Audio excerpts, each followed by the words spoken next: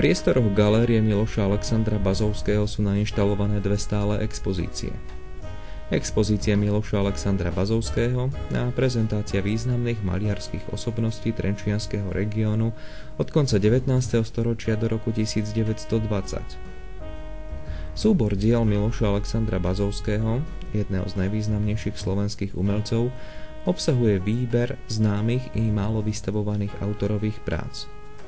Olejomaľby, gvaše, tempery a kresby.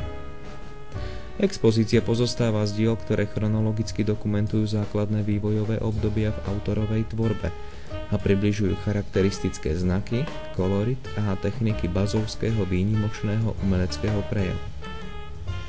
Kolekciu doplňa fotodokumentácia z umelcovho súkromného života a informačné texty o dôležitých medzníkoch v jeho živote a tvorbe.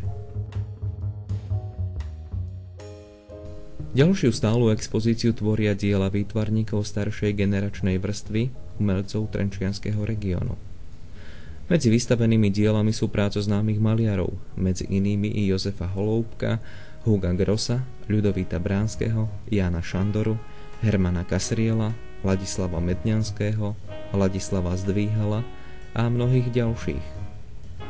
Ich námetovo rozvrstvená tvorba je bohato orientovaná predovšetkým na umelecké stvárnenie mesta, jeho architektonických dominant, intimných zákutí, ako aj okolitého prírodného prostredia, zachytávaného vo všetkých ročných i denných premenách.